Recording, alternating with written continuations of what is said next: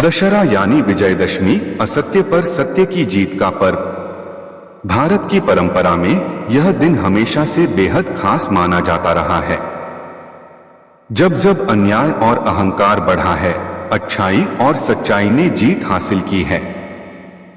और यही प्रतीकवाद लेकर उत्तर प्रदेश की राजनीति में इस बार बहुजन समाज पार्टी की सुप्रीमो मायावती ने दशहरे के दिन एक ऐसा बड़ा ऐलान कर दिया है जिसने पूरे सियासी माहौल को हिलाकर रख दिया है।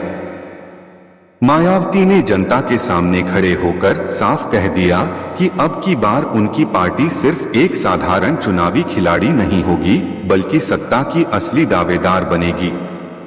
उन्होंने दशहरे के मंच से कहा कि जैसे भगवान राम ने रावण के घमंड का अंत किया था, वैसे ही बसपा जनता के वोटों से उन ताकतों का अंत करेगी जो गरीबों, दलितों और पिछड़ों की आवाज दबाने का काम कर रही हैं। अपने भाषण में मायावती ने बीजेपी और कांग्रेस दोनों पर सीधा वार किया। उन्होंने कहा कि बीजेपी ने राम के नाम पर सियासत की, मंदिर बनाए, नारे दिए, लेकिन गरीबों और दलितों का हक आज भी अधूरा है। बेरोजगारी बढ़ी है, महंगाई ने आम आदमी का जीना मुश्किल कर दिया है और भ्रष्टाचार हर जगह फैला हुआ है। वहीं कांग्रेस पर बोलते हुए मायावती ने कहा कि कांग्रेस हमेशा खोखले वादों की राजनीति करती है। वह सत्ता में आने पर बड़े बड़े वादे करती है, लेकिन जमीनी स्तर पर कभी भी दलितों, पिछड़ों और किसानों का भला नहीं करती। मायावती ने जनता से अपील करते हुए कहा कि अब वक्त आ गया है जब जनता इन दोनों पार्टियों के जाल में फंसना छोड़ दे और एक नया विकल्प चुने। उन्होंने दावा किया कि वही विकल्प बहुजन समाज पार्टी है जो सभी वर्गों को बराबरी का हक दिला सकती है। दशहरे की इस रैली में मायावती का सबसे बड़ा ऐलान यह रहा कि इस बार बसपा किसी भी पार्टी से गठबंधन नहीं करेगी। उन्होंने कार्यकर्ताओं और समर्थकों को साफ संदेश दिया कि गठबंधन की राजनीति ने हमेशा बहुजन आंदोलन को कमजोर किया है, इसलिए अब की बार बसपा पूरे दमखम से अकेले चुनाव मैदान में उतरेगी। उन्होंने कहा कि उनकी लड़ाई सत्ता पाने की नहीं, बल्कि ऐसी सरकार बनाने की है जो दलितों, पिछड़ों, किसानों और गरीबों की असली आवाज बने। इस ऐलान ने समाजवादी पार्टी और कांग्रेस दोनों को झटका दे दिया है, क्योंकि दोनों ही पार्टियां उम्मीद कर रही थीं कि मायावती उनके साथ मिलकर बीजेपी को चुनौती देंगी। लेकिन अब साफ हो गया है कि बसपा अपनी अलग दिशा और रणनीति के साथ मैदान में है।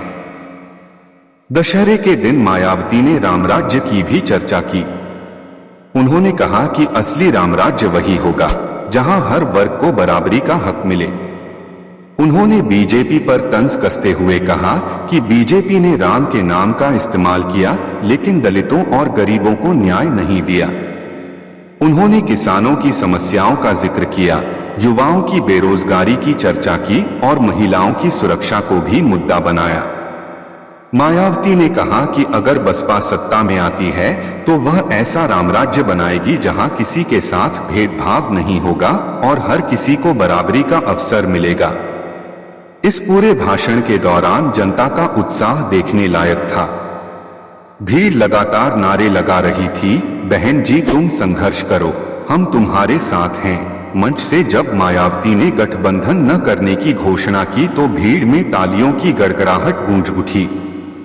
हजारों की संख्या में मौजूद समर्थकों ने नीले झंडे लहराते हुए यह संदेश साफ कर दिया कि मायावती का यह ऐलान उनके दिलों को छू गया है।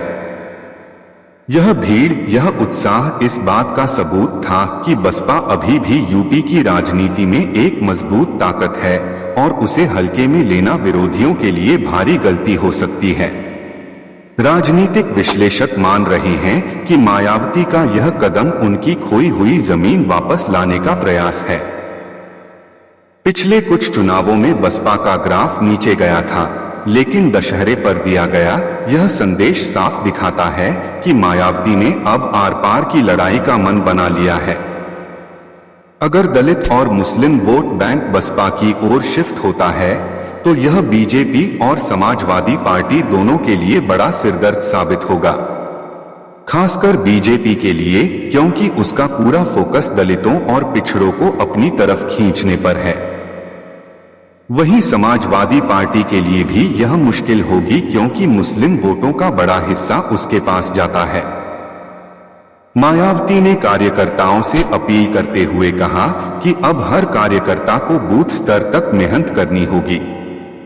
हर गांव, हर कस्बे, हर मोहल्ले में यह संदेश ले जाना होगा कि बसपा ही जनता की सच्ची आवाज है।